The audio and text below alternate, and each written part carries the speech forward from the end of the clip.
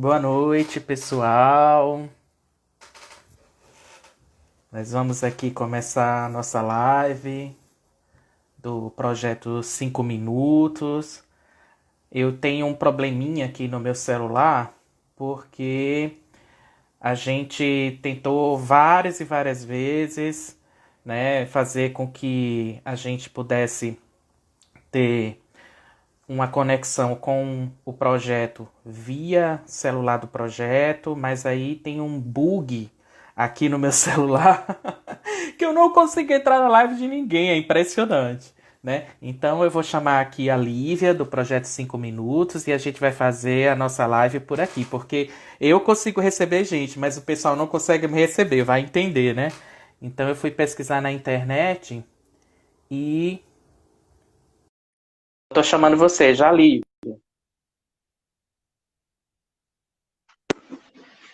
Aí, Sim, tudo certo.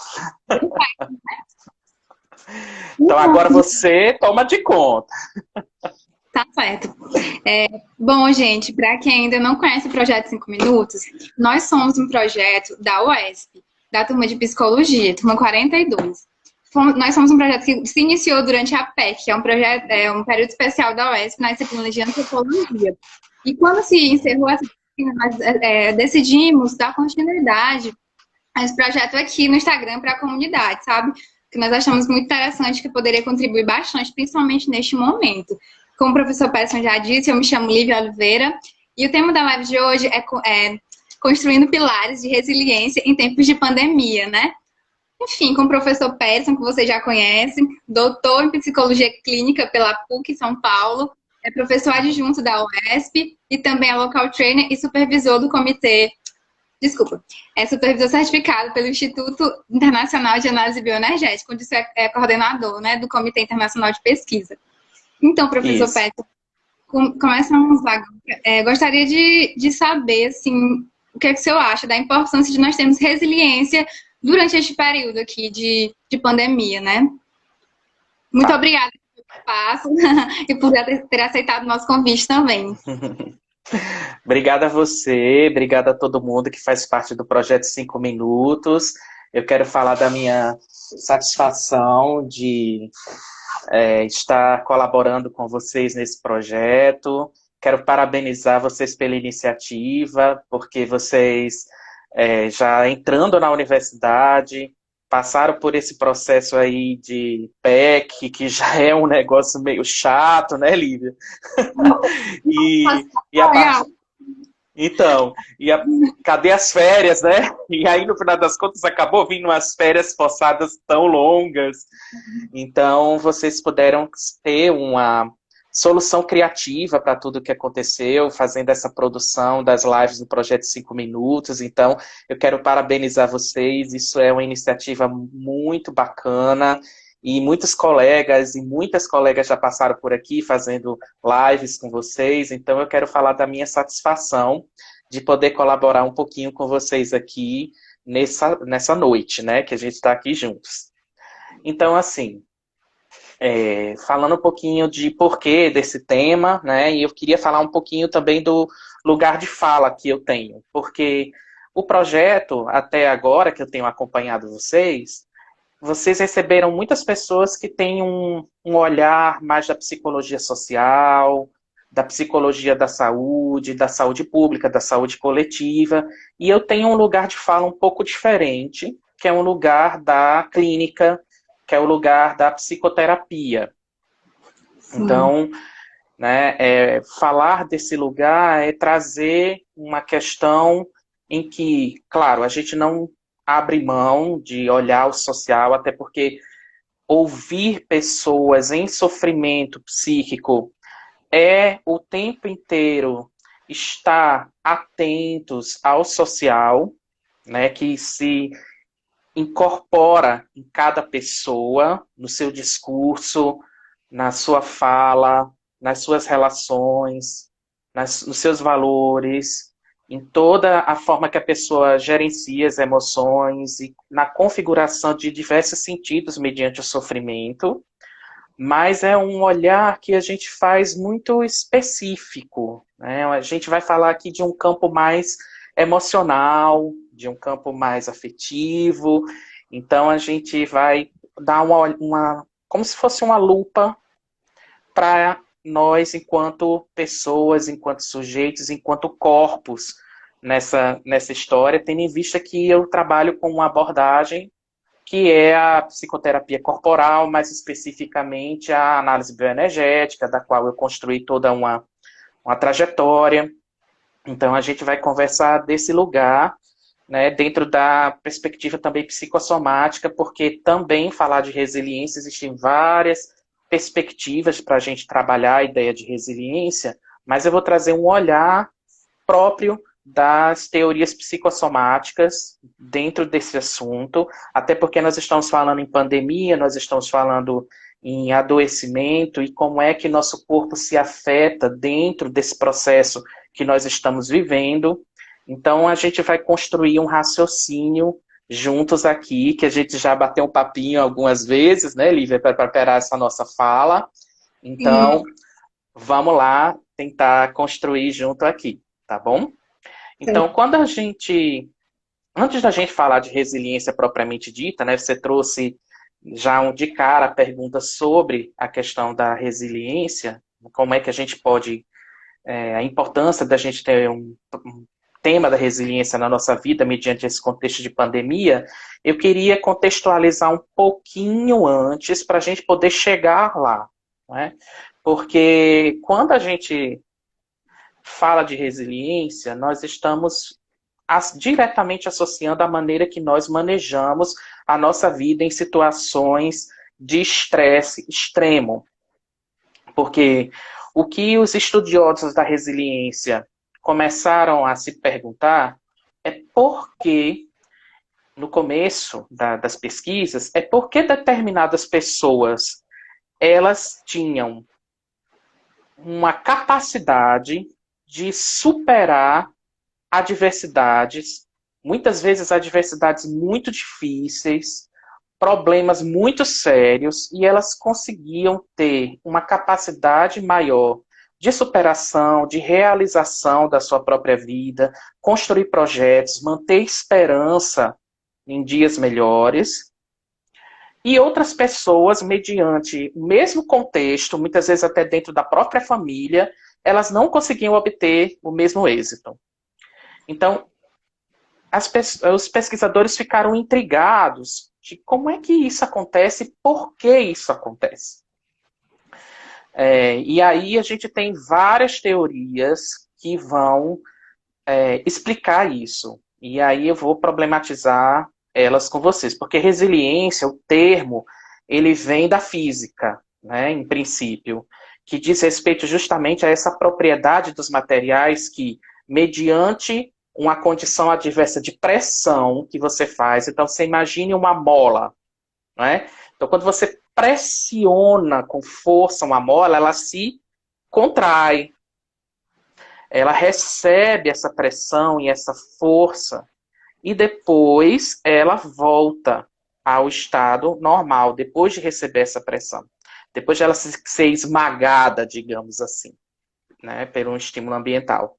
Então, na física, a resiliência tem a ver com essa propriedade dos materiais que, mediante alguma condição adversa do ambiente, ele possa voltar para o estado anterior.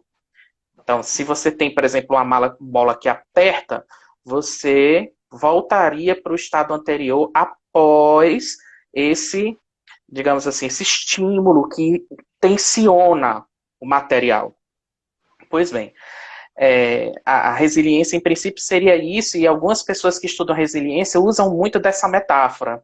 Mas, na verdade, resiliência é mais do que isso, porque vocês vão ver aqui, a gente vai discutir que resiliência não é adaptação, resiliência não é uma característica individual, resiliência não é invencibilidade, porque, inclusive, durante muitas palestras e muitas... virou um termo aí do senso comum, inclusive sensacionalista, de que as pessoas precisam ter resiliência, elas precisam ser fortes. como se resiliência fosse algo da força, de você ter que aguentar, você ter que suportar as adversidades, você ter que carregar algo de ruim nas costas e mostrar a sua força, porque a resiliência tem a ver com você sustentar, você aguentar, e não, resiliência não diz respeito a isso.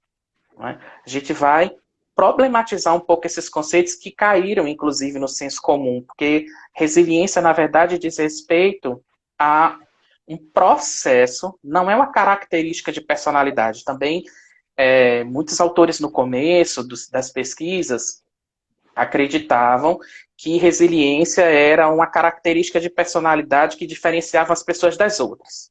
Então, você tinha o indivíduo que era resiliente, que ele tinha características específicas de personalidade que faziam com que ele superasse as dificuldades com mais eficácia, digamos assim.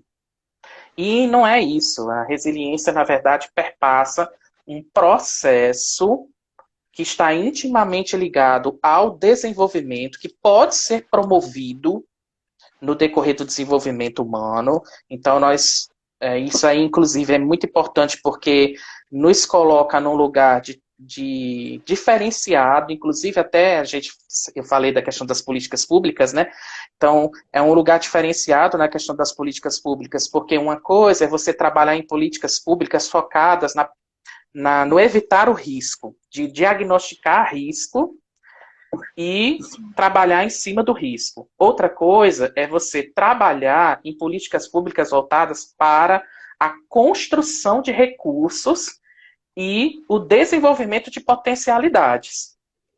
Então, a resiliência, ela é um termo que advém de toda uma escola na psicologia que problematiza a psicopatologização da ciência psicológica, porque a psicologia durante muito tempo ficou muito focada nas neuroses, nas dificuldades, no sofrimento humano, no que não dava certo na história da humanidade. E aí a psicologia positiva, ela lança uma reflexão para a gente poder mudar um pouco a perspectiva e tentar ver que também podemos estudar e enfatizar as potencialidades humanas. Que do mesmo jeito que nós temos dificuldades, nós temos sofrimentos, nós temos também potencialidades e recursos. E nós, enquanto profissionais, precisamos detectar esses recursos, porque muitas vezes a gente fica muito focado nos sofrimentos, nos sintomas, tá? E esquecemos muitas vezes que, mesmo dentro desses sofrimentos, mesmo dentro desses sintomas, existem potencialidades, existem aprendizados que precisam ser valorizados, precisam ser nomeados muitas vezes para as pessoas, porque mediante os sofrimentos, mediante os sintomas, as pessoas elas mal conseguem ver, Lívia. Ela está tão imersa dentro do próprio sofrimento, dentro do trauma, a gente vai falar um pouquinho sobre trauma já já, ela está tão imersa dentro do trauma que ela não consegue mudar a perspectiva dela para ver o que é que ela tem de recurso, o que é que ela aprendeu com isso. Porque mesmo a gente vivendo situações traumáticas no decorrer da nossa história, o desenvolvimento continuou. O desenvolvimento continuou. E a gente precisa entender o que é que a gente conseguiu aprender com esse desenvolvimento que permaneceu e continuou. Então, é nesse sentido que a resiliência vai se colocar como uma teoria dentro da psicossomática, dentro da clínica, porque especificamente sobre a psicossomática, que esse é o último ponto que eu quero levantar, antes da gente fazer uma breve contextualização sobre essa questão da pandemia e do Covid-19, é importante falar que a resiliência, ela nos ajuda, dentro da psicossomática, a entender que o processo de adoecimento, ele é um processo difícil, ele é um processo doloroso, é um processo que nos deixa em contato com a vulnerabilidade, mas, por outro lado, é um processo que dependendo da forma como você vê, você pode ressignificar o seu estilo de vida. Você pode reconfigurar uma série de questões da sua história. Porque todo adoecimento, dentro da perspectiva psicossomática, ele é multifatorial. Ele não é só causa e efeito. Então, por exemplo, se a gente pensa a questão da Covid-19, a gente fica muito focado na questão especificamente do vírus, não é? A gente fica muito focado na questão da transmissibilidade biológica do vírus, do contágio do vírus entre as pessoas, mas existem vários outros fatores que estão envolvidos nessa dimensão da pandemia. Então, nós temos desde os fatores emocionais, que estão muito fortes nesse processo, nós temos as vulnerabilidades genéticas de cada pessoa, nós temos a questão social, que no nosso país é um agravante gravíssimo para o nosso processo. Nós temos a questão cultural, não é? Nós temos a questão. Então, nós temos vários fatores que convergem na configuração de como é que está acontecendo esse adoecimento. E quando nós recebemos qualquer pessoa, para a gente poder fazer uma escuta, principalmente em estado de adoecimento, nós precisamos levar em consideração todos esses fatores em conjunto. Não dá mais para a gente pensar saúde e doença de uma maneira dicotômica, ou é o vírus que causa o sofrimento. Pelo contrário, a gente tem aqui, nesse processo, vários fatores que fazem com que determinadas pessoas fiquem mais vulneráveis para a questão da Covid-19 e outras não, né? Então, é nesse sentido que a gente precisa aqui problematizar, certo? Certo. E aí, você quer fazer alguma pergunta ou eu posso continuar? Pode ir. Pessoas, Posso ir, né? rapidinho, né? Porque eu não tô vendo a caixinha de perguntas. Então, pessoal, como não hoje, vocês podem mandar as perguntas aqui na caixinha de comentários mesmo, que eu estou anotando. Tá bom? Tá bom, tá bom. Então eu queria, antes da gente passar para a resiliência propriamente dita e conceituar um pouquinho mais, eu queria falar algumas questões clínicas no que diz respeito à questão da Covid-19. Vocês tiveram muitos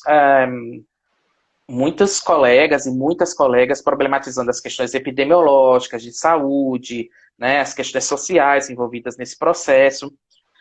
E eu queria conversar um pouquinho sobre, numa perspectiva de quem recebe pacientes que estão passando por questões emocionais mediante a Covid-19.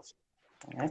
Então, o que acontece? Nós temos aí um reflexo de alguns sintomas principais. Né? Primeiro deles, a paranoia. Não é? Então, imagine aí você viver uma situação num inimigo invisível que você não sabe onde está e que qualquer pessoa pode ser uma ameaça para você receber esse vírus no seu corpo. Então, o outro se torna uma ameaça. O contato social se torna uma ameaça. Nós recebemos o tempo inteiro um comando paradoxal que nos deixa em uma situação de estresse muito profunda, que é ter que se afastar para poder cuidar. Imagine o estresse que a gente tem. Porque geralmente quando nós estamos cuidando de alguém, nós nos aproximamos das pessoas. E aí, no contexto de Covid-19, o cuidar significa se afastar. O cuidar significa mantenha uma distância segura de 2 metros, evite visitas, porque o vírus, ele se propaga no social, no contato social. Ele se aproveita do contato social. Então, imagine aí a paranoia de ver as pessoas e de ver os contatos sociais inteiramente como ameaças, né? A gente tem, junto com isso, muitos sintomas obsessivo-compulsivos. Então, quem tinha mania de limpeza está adorando estar, né, nesse contexto de pandemia, imagine, porque, olha só, né, você tem todo um incentivo para você lavar as mãos continuamente, você ter que passar álcool para poder receber as compras em casa. Então, existe toda uma tensão, quer dizer, você recebe compras do supermercado, recebe compras de qualquer lugar, você fica, meu Deus, isso aqui está contaminado ou não está? O que é que eu posso fazer para me proteger disso daqui? Então, existe uma obsessividade, uma compulsividade, um obsessivo compulsivo, né, de você poder ter que essa preocupação muito grande com a higienização, com a limpeza, né, e aí o crescimento desse tipo de sofrimento. Logicamente, né, havia aqui alguns comentários. Ansiedade, pânico, afinal de contas, né, o que é ansiedade, o que é pânico, né? Nós estamos aqui com um medo profundo do adoecimento, da vulnerabilidade e, consequentemente, da morte. Sim. Nós estamos lidando com o medo da morte, com o medo de passar por um processo de intenso sofrimento, porque e aí a culpa também, quando as pessoas elas contraem o vírus, de ter que se isolar para não passar para ninguém. Aí você imagina as pessoas que estão no hospital, que elas não podem receber visitas e que elas têm que enfrentar tudo aquilo ali sozinhas. Né? Até a morte é uma morte muito difícil, porque é uma morte muito solitária. E, para completar, nós vamos ter muito trabalho daqui para frente, porque essas famílias que tiveram perdas mediante a Covid-19 são famílias que não tiveram a possibilidade de fazer todos os rituais necessários para se despedir das pessoas. Então, lutos mal elaborados nas famílias que passaram pelo processo são muito comuns, serão muito comuns, e a gente vai ter muito trabalho no que diz respeito a isso. Fora a questão das depressões, uma tristeza profunda, um luto de ter que abrir mão da sua própria convivência, de abrir mão da sua própria rotina, de abrir mão de terminar a faculdade no tempo certo, de terminar, né, no caso de vocês, né, de dar andamento para o curso, né? Então, de novo, e aí deixa uma energia muito baixa, é uma perda da liberdade. Né? Daí, por exemplo, a questão da dificuldade de dormir, que é um sintoma típico dos quadros ansiosos, dos quadros depressivos. Né? Então, você imagina aí, né? Eu estou vendo a Patrícia dizendo check, check, check, check. Quer dizer, estamos com tudo isso. Imagine, nós estamos vivendo em vários níveis diferentes psicopatologias e diferentes sintomas em nós. Freud, na psicanálise, ele vai falar que todos nós temos um pouquinho desses sintomas que a gente carrega, né? E tem um livro chamado A Psicopatologia da Vida Cotidiana, que ele vai mostrar que todos nós temos um pouquinho de obsessão, um pouquinho de ansiedade, um pouquinho de fobia, um pouquinho de várias coisas, né? Na configuração da nossa subjetividade. Mas o que vai fazer com que a gente tenha um diferencial de se tornar um sofrimento insuportável é o grau disso na nossa história e na nossa vida, né? Então, fora a questão junto com a ansiedade, a questão hipocondríaca está enorme. Quer dizer, as pessoas elas estão hiperativando um medo de qualquer sintoma que elas têm, muitas vezes até de gripe, Lívia.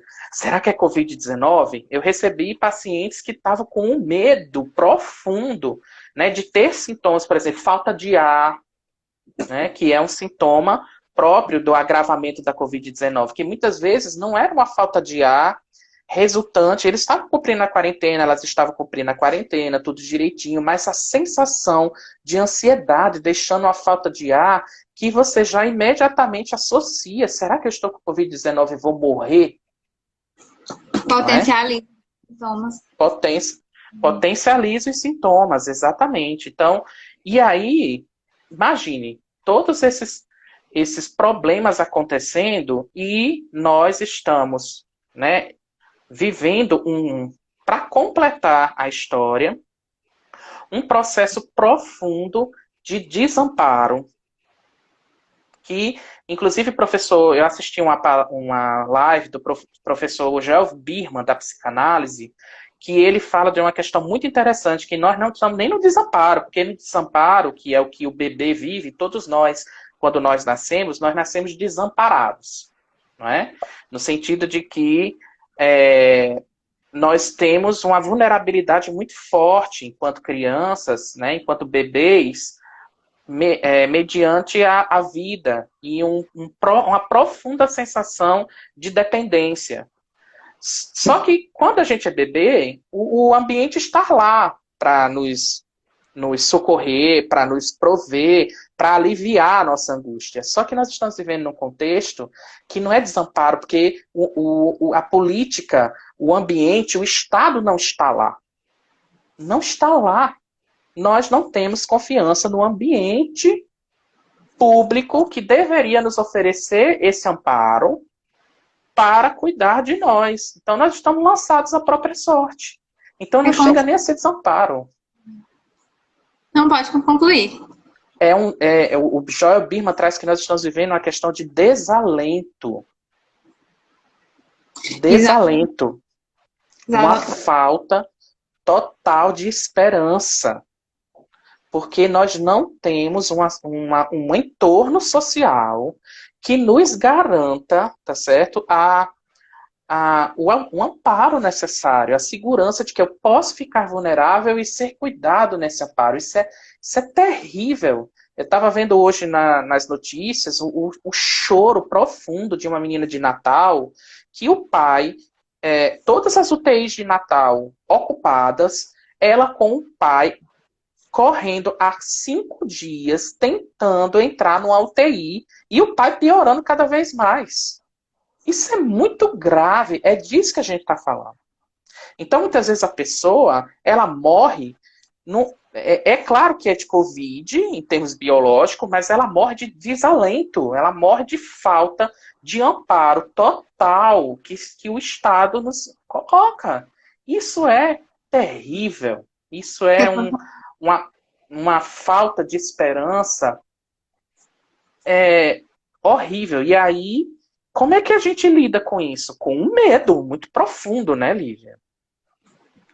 Nós estamos vivendo um estado constante de medo.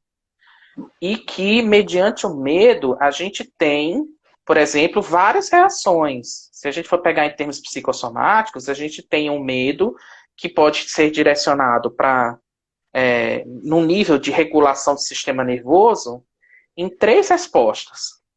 A gente tem a luta, a gente tem a fuga e a gente tem o congelamento, a paralisação.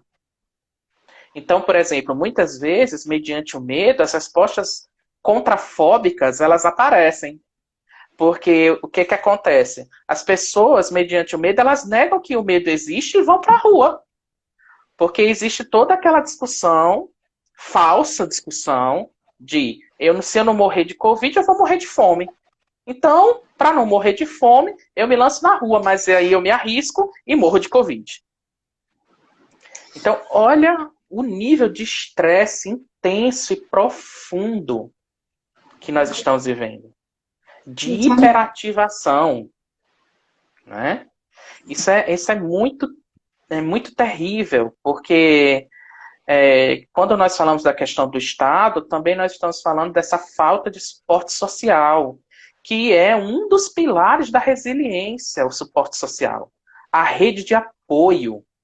Não dá para você enfrentar uma situação terrível como essa sem suporte social, sem suporte das políticas públicas, sem suporte de um governo. Não dá para você suportar isso sozinho. Né? A resiliência nos ensina exatamente isso, que nós construímos pilares de resiliência na medida em que nós enfatizamos a necessidade de contato social, a necessidade de suporte, de apoio mútuo entre as pessoas. Por isso que está aí uma bombação de live em tudo que é jeito. Até as pessoas ficam um pouco, meu Deus, é demais, meu Deus, é muita coisa. Mas, na verdade, as pessoas estão precisando se comunicar, elas estão precisando falar, elas estão precisando se expressar, elas estão precisando ter contato umas com as outras, interagir, que é o que a gente está fazendo aqui.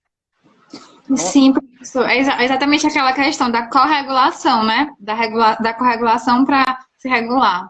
É isso? Isso. Porque nós, enquanto seres humanos, devido à nossa vulnerabilidade, nós precisamos corregular, ou seja, nós precisamos ter pessoas na nossa história que cuidem de nós e que sejam empáticas às nossas necessidades, às nossas questões, às nossas vulnerabilidades, que nos deem uma resposta sintônica para o que nós estamos sentindo. E aí, a partir dessa corregulação, isso se torna uma autorregulação.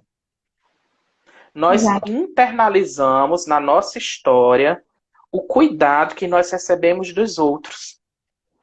Exatamente, é como você falou no começo, né? A resiliência não é uma questão que vem de dentro para fora, é uma questão relacional, né? De mim para com o outro. É uma questão de desenvolver. E para desenvolver, a gente precisa ter essa conexão, ter esse vínculo, né?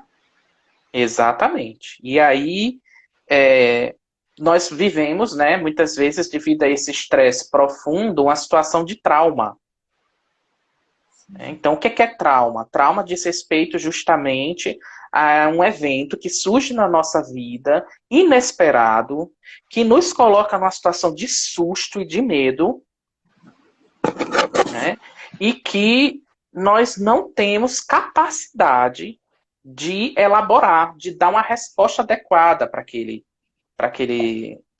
aquela situação. Então, muitas vezes, as pessoas, mediante o contexto de Covid-19, elas estão vivendo situações traumáticas. Situações onde elas têm uma hiperativação do sistema nervoso ou uma baixa ativação do sistema nervoso, a ponto delas se sentirem paralisadas na vida delas. Então, você tem aí vários problemas que acontecem. E nesse sentido, o que é que a gente pode fazer mediante esse estresse que se torna crônico? Porque isso é o que diferencia nós, seres humanos, dos outros animais. Porque nós, enquanto seres humanos, vivemos estresses que são crônicos. Nós nos apegamos ao estresse. Enquanto os animais, mediante situações de estresse que eles vivem aquele estado de alerta e eles imediatamente tentam resolver a situação. Nós não. Devido à própria evolução do cérebro, nós nos apegamos ao estresse. E vamos remoendo esse estresse, e vamos tornando o organismo suscetível a respostas muitas vezes desnecessárias. Quer dizer, a ameaça não está aqui, mas eu sinto como se ela tivesse a qualquer momento aqui. E esse medo gera respostas do nosso corpo, né? A questão da ação. Isso. Inclusive, as pesquisas mostram que situações de depressão, ansiedade, estresse crônico e pânico, elas são comorbidades que vulnerabilizam o nosso corpo para o adoecimento. Inclusive, afetam o nosso sistema imunológico. Existe toda uma área dentro da psicossomática, que é a psiconeuroimunologia, que estuda justamente essa inter-relação que acontece em teia dos processos neuronais, dos processos endócrinos que afetam a imunologia. Então, se a gente vive uma tensão, uma hiperativação do nosso sistema nervoso, nós estamos convidando o corpo a ter uma produção deficitária, fragilizada do sistema imunológico. Consequentemente, se tornando mais vulneráveis ainda ao estresse. Mais vulneráveis ainda também ao adoecimento. Entende? Então, nós precisamos pensar aqui juntos, e esse é o intuito da nossa live, de tentar entender, bom, ok, então nós estamos vivendo todo esse contexto muito difícil, o que a gente pode fazer com isso? O que a gente pode criar de linhas de fuga, de alternativas para poder, não romantizando o contexto de pandemia, que é realmente um contexto muito difícil, é um contexto muito adverso, principalmente no nosso país, mas o que é que isso pode nos ensinar? O que é que a gente pode tirar de aprendizado disso tudo? Porque eu acho que uma das coisas que a gente precisa entender num país individualista, que é o nosso, porque nós temos ainda uma cultura no nosso país muito individualista, muito o primeiro eu e os meus. Isso aí está claro no contexto político. Nós vivemos um contexto político exatamente assim, aonde os políticos dão o tempo inteiro esse exemplo. Primeiro eu e os meus. Depois a gente resolve o que é do outro. Nós não temos ainda nesse país uma cultura do coletivo. Então, ou a gente aprende que com essa doença a gente precisa pensar no coletivo, sair das individualidades e respeitar as pessoas, respeitar os pactos coletivos, civilizatórios, ou então nós vamos continuar morrendo da mesma forma. Não é? Então, esse... Pode falar. Não pode falar.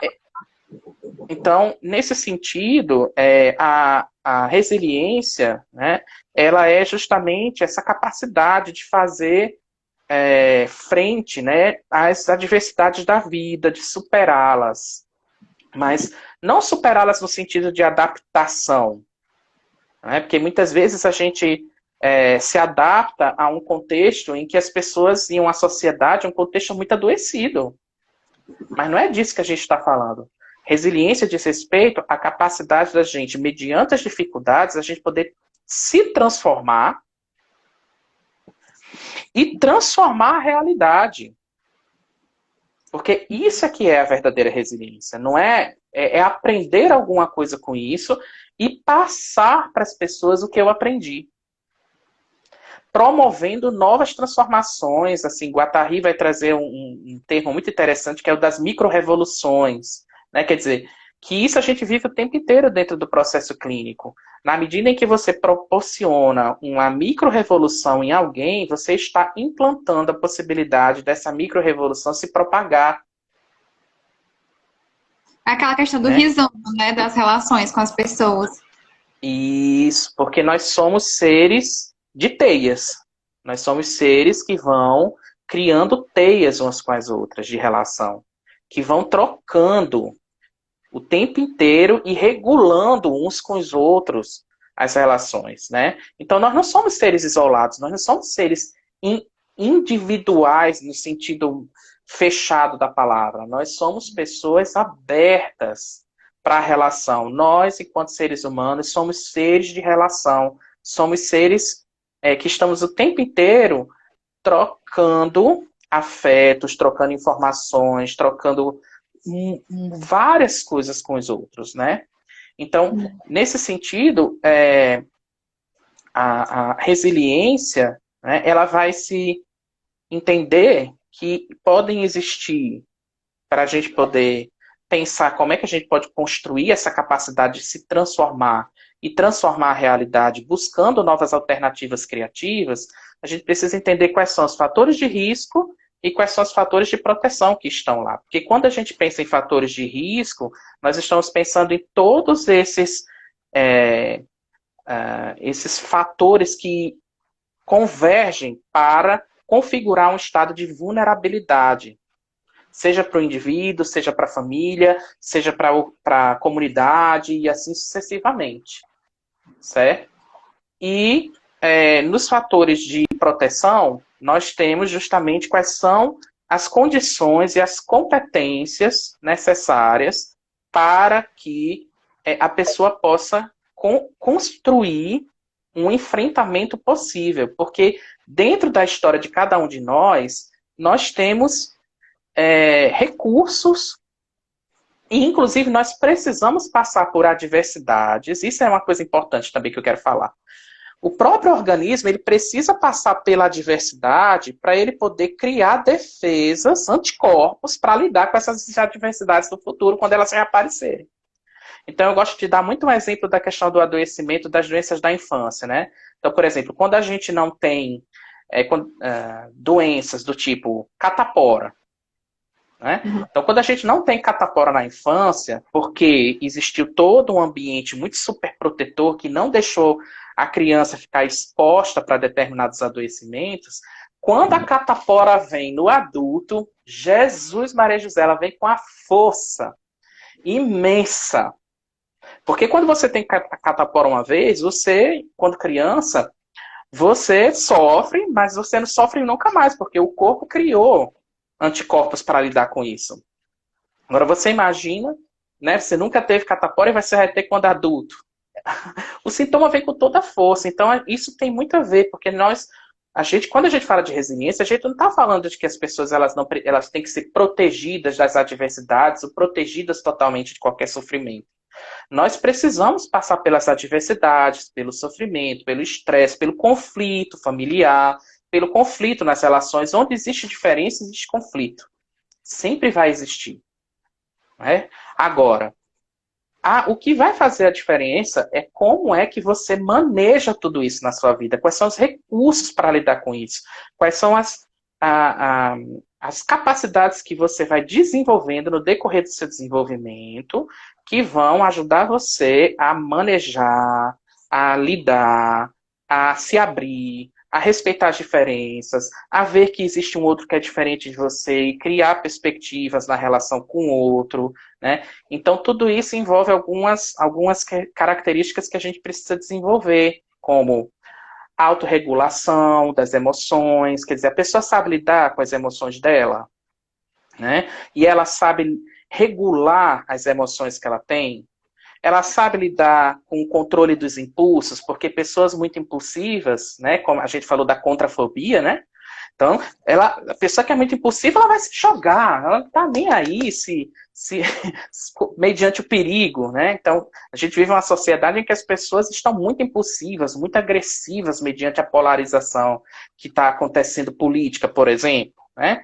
A questão da empatia, que é muitíssimo importante da gente poder desenvolver, que é você poder se abrir para imaginar, porque a gente nunca sente o que o outro sente, mas a gente consegue se abrir para imaginar, criar um afeto que é compartilhado de como é que será que esse outro deve estar se sentindo e como é que isso me afeta também, né?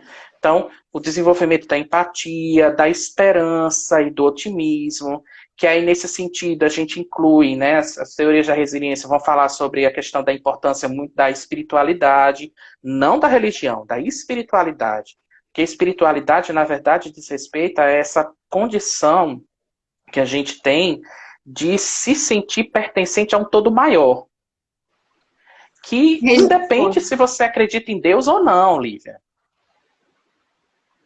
Se você se sente pertencente, por exemplo, à sua comunidade, à humanidade, ao planeta Terra, você pode não acreditar em Deus, mas você se sente pertencente a um todo maior. Você sabe que as suas ações, elas refletem no mundo. Que refletem no coletivo. Então, quando você sente isso, você tem espiritualidade. E aí, nesse sentido, muitos ateus são muito mais espirituais do que muitos religiosos. Porque muitos religiosos usam a figura de Deus também para proteger a mim e aos meus.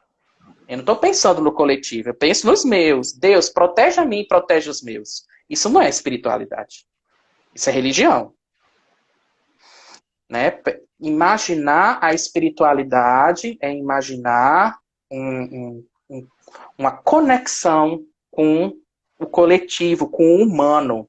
E aí, nesse sentido, também, eu acho que é importante a gente falar do humor, né? A possibilidade, tem alguns analistas que brincam, que dizem assim, a gente sabe que, o Winnicott, ele dizia isso, né? Que dos momentos em que as pessoas conseguem obter saúde psíquica no decorrer da análise é quando elas conseguem brincar acerca de si mesmas, né? Brincar com as suas neuroses, né? A capacidade de ter um bom humor em cima, que não é, de novo, não é negando a realidade, mas é poder se encarar suas próprias questões de uma maneira mais generosa, Lívia. Não é? Tentar ser consigo mesmo, né? Exatamente. Exatamente. Sendo generoso consigo mesmo. Porque muitas vezes a gente fica muito... como é que eu posso dizer? A gente fica muito juiz de nós mesmos. A gente se Então, compara demais, né? Também. Isso. Se compara, cria culpas, fica muito autoexigente, perfeccionista. Né? Sim, a gente Então, da gente... pensa, né? Mais nossos erros do que as nossas coisas positivas. Isso. Então, nesse sentido, a resiliência ela não é uma negação da vulnerabilidade. Pelo contrário, a resiliência é reconhecer que eu sou um ser incompleto, que eu sou um ser vulnerável, que eu sou um ser aberto, que eu sou um ser que pode sentir tudo isso que a gente falou no começo. Tristeza, medo, ansiedade, raiva de estar passando por tudo isso. A gente reconhecer que nós somos um corpo afetado e que afeta. E que nós passamos por várias emoções. E da gente poder acolher, então, essas nossas emoções, acolher o que a gente sente e, principalmente, dividir o que a gente sente com as pessoas que importam para nós, que nos acolhem. Né? Certo? Então, eu acho isso muito importante. Pode falar. Maravilha. Então, professor, a gente, estou notando aqui pelo tempo que daqui a pouquinho vai encerrar. Gostaria de saber se alguém tem mais alguma pergunta, né? Que o senhor fizesse as considerações finais. Então, a gente está com 46 minutos, e aí, gente, eu tenho uma breve reflexão que eu quero fazer com vocês na live de hoje, certo? Eu vou fazer uma mentalização junto com vocês final, de uns 5 minutinhos, né? Então, nesse sentido, só para eu poder concluir, né, eu acho que é importante a gente poder pensar, né, como é que a gente pode trazer na nossa vida e refletir, mediante essas dificuldades que nós passamos, Lívia, na nossa história de superações. Porque todos nós passamos por muitas dificuldades, todos nós passamos por muitos problemas. E aí, um dos pilares da resiliência é a gente poder reconhecer como foi que a gente superou nossas dificuldades, como foi que a gente superou nossos problemas. E o que foi que aconteceu na minha vida que me ajudou. Porque mesmo nos grandes desafios, muitas vezes a gente teve alguém na nossa história que estava lá. A gente pode resgatar na nossa memória aquela pessoa ou aquelas pessoas que estavam lá. Mesmo na história mais triste, de mais abandono, de mais rejeição, existiu alguém lá. Que nem precisa ser alguém da nossa família. Pode ser muitas vezes, daí a importância muitas vezes do papel do professor. Às vezes é um professor. E aí, nesse sentido, nós, da psicologia, somos promotores de resiliência. Porque nós, da psicologia, trabalhamos exatamente com isso. Nós oferecemos para as pessoas que nos procuram um espaço de acolhimento que vai ficar na memória delas.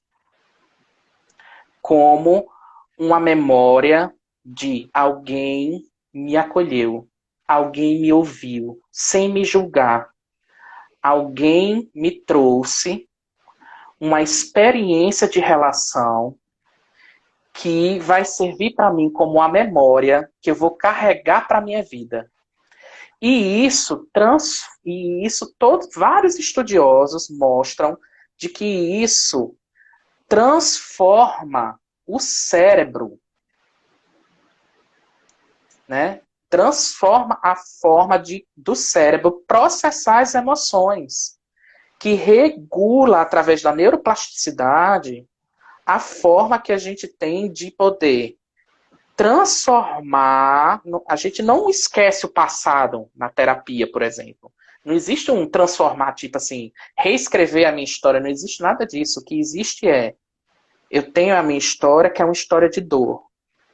Então, só que dentro dessa história de dor, eu tenho uma relação que acoplou nessa história de dor e que me trouxe esperança, que me trouxe a possibilidade de me ver, porque a gente existe, eu quero terminar com isso para a gente ir para a mentalização, que muita gente fala, você precisa ter autoestima, você precisa ter, se amar mais, mas a gente só consegue se amar quando a gente sente que em algum momento na nossa vida nós somos amados e considerados por alguém.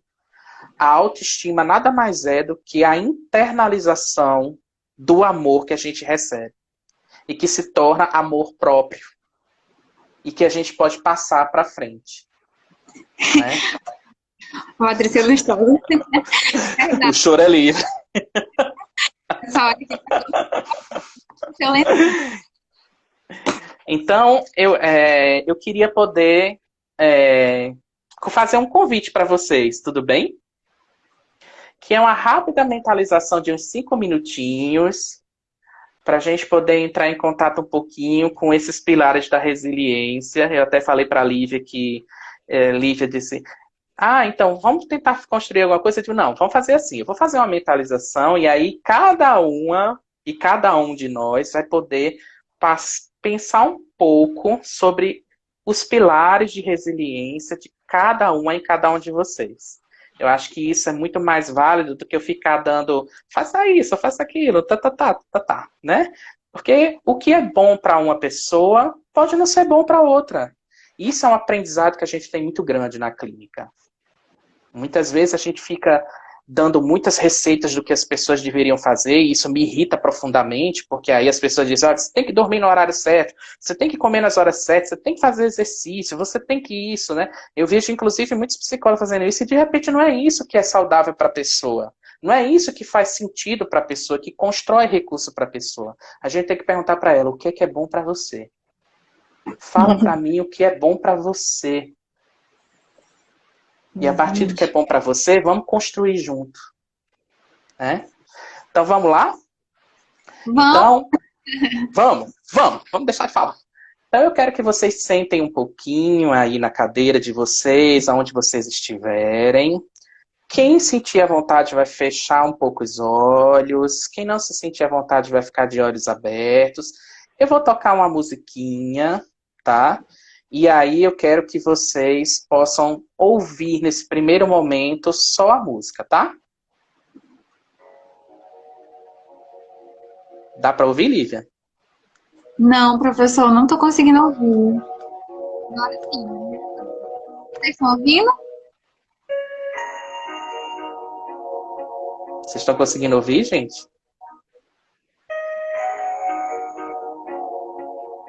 Os comentários. Acho que estão conseguindo ouvir, que os comentários pararam. Então eu quero que vocês se sentem onde vocês estiverem.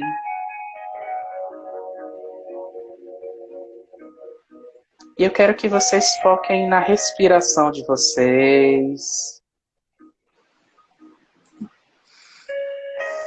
Já que a gente está passando por um processo onde a doença é uma doença que nos impede de respirar, e o medo é justamente de deixar de respirar, entre em contato com a respiração de vocês e com o prazer que é respirar e estar agora com vida. Ao mesmo tempo que você respira, sinta no seu corpo o ar bombeando os seus pulmões, a sua musculatura. Vai sentindo a expansão e a contração, o inflar e o esvaziar. E eu quero que você sinta os apoios no seu corpo, ao mesmo tempo que você respira. Inspire pelo nariz. Se você se sentir à vontade, expire pela boca.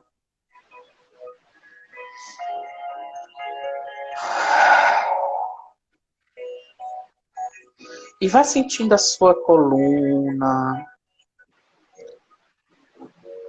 Sinta o apoio da coluna onde você está sentada, onde você está sentado.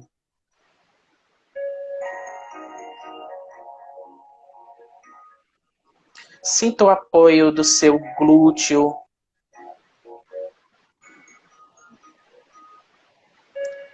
Se você estiver numa cadeira, sinta o apoio dos seus pés no chão.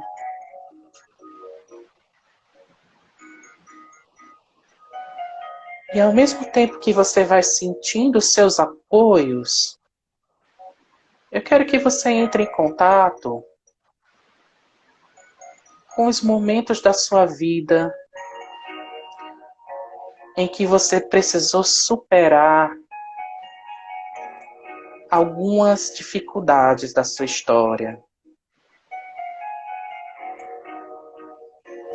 Momentos chaves que foram momentos de desafio para você.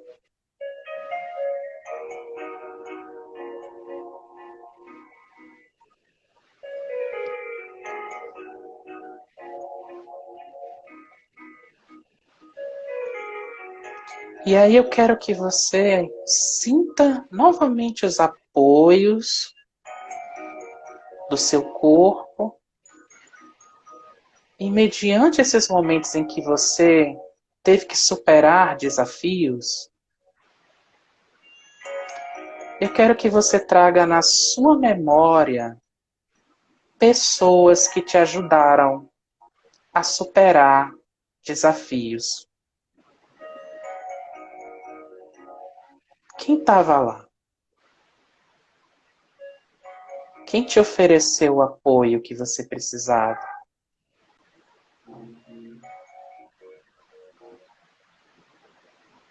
Imagine essa pessoa dando esse apoio na sua coluna.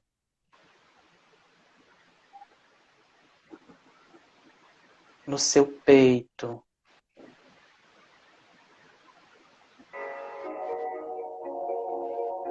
Nos seus pés.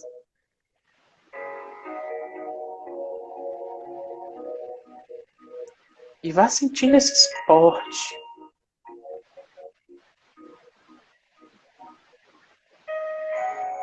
E o que você, no contato com essa pessoa, você pôde aprender de toda essa história sobre você mesma, sobre você mesmo.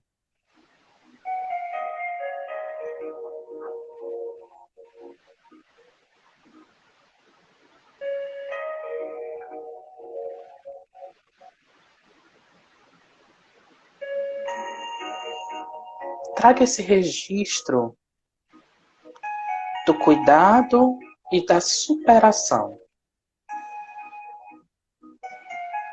E com isso, respire mais uma vez no peito e volte devagar. E abra os olhos.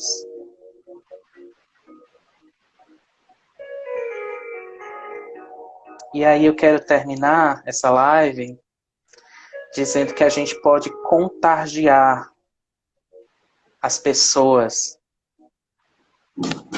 muito mais do que o vírus. Com É que a gente certeza. pode contagiar as pessoas no cuidado e no afeto.